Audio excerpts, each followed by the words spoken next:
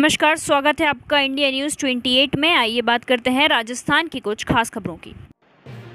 राजस्थान के जयपुर में तेजी से फैल रही हैं मौसमी बीमारियां। खबर राजस्थान के राजधानी जयपुर में तेजी से फैल रही मौसमी बीमारियों में डेंगू और चिकनगुनिया जैसी बीमारियों का असर प्रदेश भर में दिख रहा है। इस बार ये बुखार के लक्षण किस तरह के हैं और अस्पताल की व्यवस्था को लेकर जयपुर के पंडित दीनदयाल उपाध्याय राजकीय चिकित्सालय गनगोरी बाजार जयपुर के वरिष्ठ चिकित्सकों से इंडिया न्यूज़ 28 के लिए राजस्थान हेड जाफर अब्बास तकवी की रिपोर्ट। नमस्कार। अन्य मौसमी बीमारियों की तरह डेंगू भी एक मौसमी बीमारी है जो कि बरसात के सीजन के बाद जिसको फैलने की संभावना रहती है। चूंकि वातावरण के अंदर मच्छरों का प्रकोप बढ़ जाता है और ये भी एक बीमारी जो मच्छरों के माध्यम से फैलती है, लेकिन इस मच्छर की एक विशेषता होती है। मच्छर डे बाइट मॉस्किटो होता है, एडिस इजिप्टाई इसका नाम होता है, जो कि ताजा पानी फ्रेश वाटर के अंदर अंडे देता है और फिर वहां से वो पैदा होकर वातावरण में फैलता है। नॉर्मली बरसात के बाद जो कूलर्स रह जाते हैं जिनमें पानी इकट्ठा हो जाता है, या फ्रिज का जो ड्रेन पानी होता है, या जहां पर टायर्स होते हैं, या जहां पर पानी के पॉकेट्स बन जाते हैं, वहां पर फ्रेश वाटर के अंदर पैदा होकर वातावरण में फैलता है। नॉर्मली जब भी ये मॉस्किटो मच्छर काटेगा उसके 2 से 7 दिन के अंदर इंक्यूबेशन पीरियड के बाद मरीज को इसके सिम्टम्स नजर आएंगे। उन सिम्टम्स में मरीज को बुखार हो सकता है, हाथ पैरों में दर्द हो सकता है, आंखों में दर्द हो सकता है, कमर में दर्द हो सकता है, रैशेस निकल सकते हैं, रैशेस के साथ जी मचला सकता है, उल्टी हो सकती है, और यदि रैशेस लोगों को प्लेटलेट्स कम होने की संभावना रहती है। यदि प्लेटलेट्स कम होती हैं तो बहुत संभावना हो सकती है कि मरीज को कहीं से ब्लीडिंग हो जाए, नाक से खून आ जाए, मसूड़ों से खून आ जाए, पेशाब में खून आ जाए।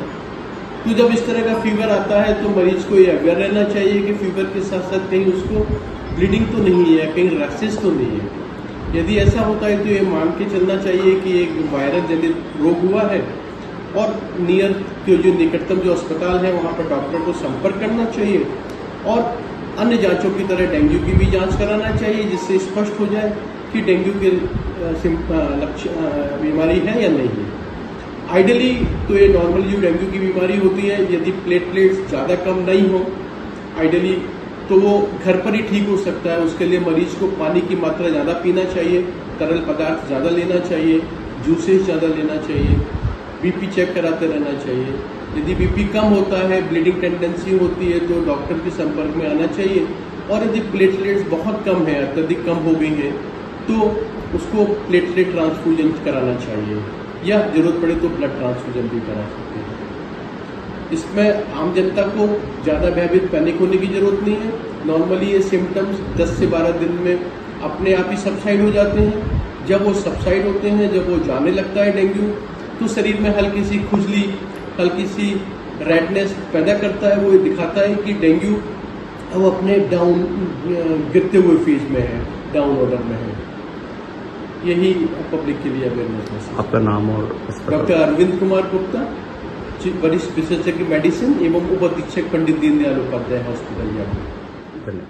मैं डॉक्टर आलोक तिवारी एडिशनल सुपरिटेंडेंट हूँ गनगोरी हॉस्पिटल में, और हमारे यहाँ अभी काफ़ी पेशेंट इस तरह के आ रहे हैं जो बुखार से ग्रसित हैं, और उनमें हम 24 घंटे हमारे पास जांच है, जिसके अंदर डेंगू, मलेरिया और चिकनगुनिया के जो केस आ रहे हैं उसके लिए हमारे पास 24 घंटे व्यवस्था है जांच की, और पर्याप्त मात्रा में दवाइयाँ हैं। तो किसी भी मरीज को हम यहाँ पे कोई तकलीफ नहीं होने देंगे, और साथ में ये भी इंश्योर कर रहे हैं कि हमारे हॉस्पिटल में और आसपास की जगह पे कोई अगर इस तरह का पानी वगैरह जमा है तो उसकी साफ सफाई का भी पूरा ध्यान रखा जाए।